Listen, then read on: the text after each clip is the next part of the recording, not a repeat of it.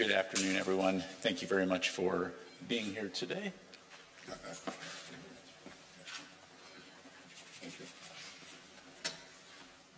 It's my pleasure to introduce Secretary of Defense Lloyd Austin III. The Secretary will deliver opening remarks, and then we'll have time for just a few questions. Please note that I will be moderating, and we'll call on the journalists. And we do have a very tight schedule, so I appreciate your limiting follow-ups. And with that, I'll turn it over to Secretary Austin. Thanks, Pat. Well, good afternoon, everyone. It's great to be back at NATO. And let me thank the Secretary General for gathering all of us and for his steadfast leadership of this alliance during historic and challenging times. First, on behalf of the United States, let me again express my deepest condolences to our NATO ally, Turkey, to the people of Turkey and Syria, and to all who are mourning and suffering after last week's devastating earthquake. I know that all of our hearts are with the families of the victims, and we'll continue to work closely with our Turkish allies to meet their most urgent needs and to try to ease the terrible suffering in the region. Now let me turn to some of the other business that we discussed today.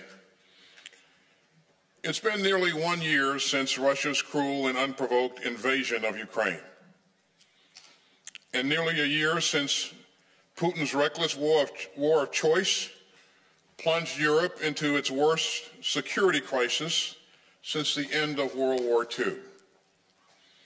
And the outcome of this tragic and unnecessary war is profoundly important to Ukrainian security, European security, and to global security. Putin didn't just assault a peaceful and sovereign and democratic UN member state. He also threatened the hard-won system of rules and rights that has made Europe stronger and safer for more than 7 decades. But things haven't gone the way that the Kremlin planned. Putin expected Ukraine to surrender, and he expected the world to submit. History will record something very different. History will remember the courage of the Ukrainian people, and history will remember the determination and strength of the NATO alliance. Almost a year after Russia's imperial invasion of Ukraine, NATO is more unified and more resolute than ever. We are determined to stand with Ukraine's brave defenders for as long as it takes. And we are also determined to protect every inch of NATO territory. Putin's flagrant aggression has changed the security environment for every member of this alliance and for countries around the world. You could see the scope of the global response again yesterday, when some 50 nations of goodwill gathered for the 9th meeting of the Ukraine Defense Contact Group. And these challenges were an important part of this NATO Ministerial. We talked today about how to ensure that NATO remains prepared to confront the dangers ahead. At the Madrid summit in June, NATO leaders agreed on a fundamental shift in our collective defense and deterrence. We are strengthening our capabilities for the long term to deter and defend against all threats across all domains. We're upgrading our defense plans and putting more forces at higher levels of readiness. Today we discuss the progress that we've made since Madrid and our ongoing work as we move towards the Vilnius summit in July. In Vilnius, our leaders will agree on a new defense investment pledge to ensure that the alliance has the resources to carry out these new plans. We had productive conversations about that pledge, and we look forward to working with our valued allies to ensure that we all do even more to invest in our shared security.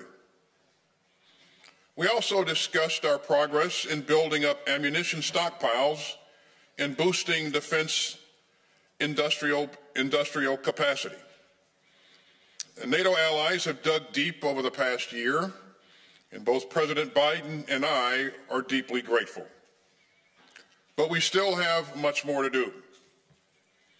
Even as we rush to support Ukraine in the critical months ahead, we must all replenish our stockpiles to strengthen our deterrence and defense for the long term.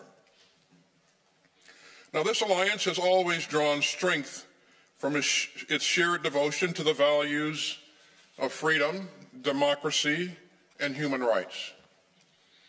We've seen it in action over the past year, as our extraordinary allies have stepped up to condemn Putin's imperial aggression, to support Ukraine's right to defend itself, and to strengthen our collective defense.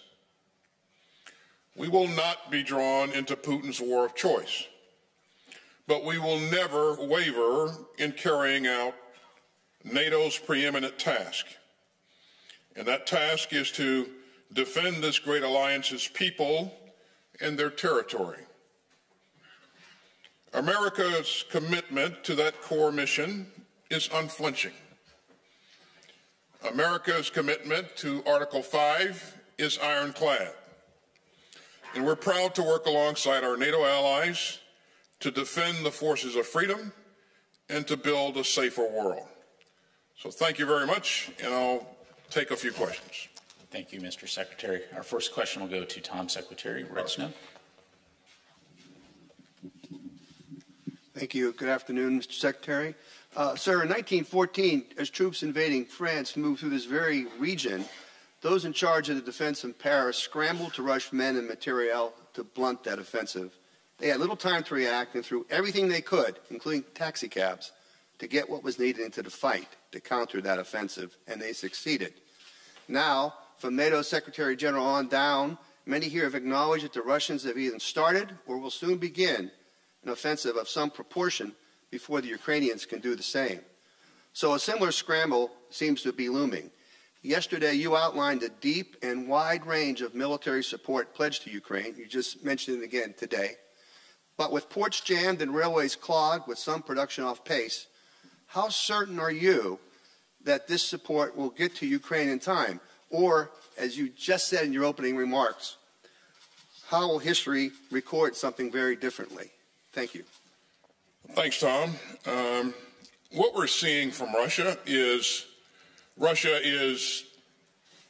continues to pour large numbers of additional people into the fight. And those people are ill-trained and ill-equipped. And because of that, we see them incurring a lot of casualties. And we'll probably continue to see that going forward. That's their strength. They have a lot of people. Our goal is to make sure that we give Ukraine additional capabilities so that they can be not only marginally successful, they can be decisive on the battlefield in their upcoming offensive. And so you've seen us move to provide Bradley fighting vehicles. You've seen us move to provide Strikers, Martyrs, Leopard tanks, and a number of other things that we're pulling together to provide them additional capability that I think will make a pretty significant difference in their counteroffensive in the spring. So we're laser focused on making sure that we provide a capability and not just platforms, Tom. So for every system that we provide, we're going to train troops on that system, but we're also going to give them additional training on maneuver, on the integration of fires, on sustainment, and on maintenance. And so with that additional capability, better trained troops, platforms that can perform a lot better in this environment, I think they'll have a real good chance at making a pretty significant difference on the battlefield and establishing the initiative and being able to exploit that initiative going forward. Thank you, sir. Our next question will go to David Bote, Sveriges Television. Thank you, Secretary Austin.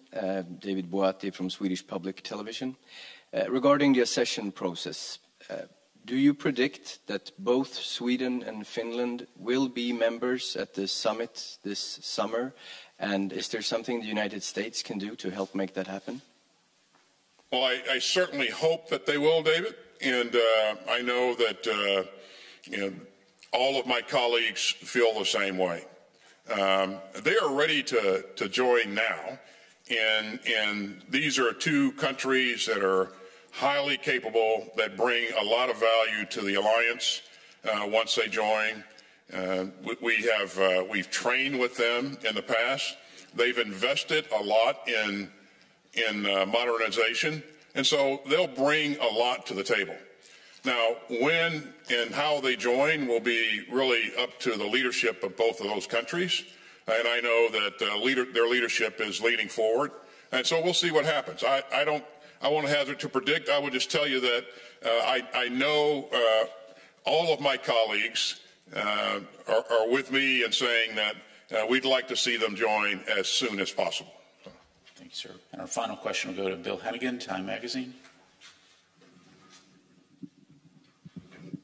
Sir, in the last 24 hours, we've heard that a F-16 shot at and missed a flying object over Lake Huron, and that the objects themselves may likely be for research or some other benign reason. Given that there's been no other shoot-downs in the past 2 days after we had 3 in a row, is the military now more wary to engage these objects? And then secondly, it seems that the debris is located in some hard-to-reach places, to put it lightly. So how important is the recovery of this wreckage to deciding the policy ahead?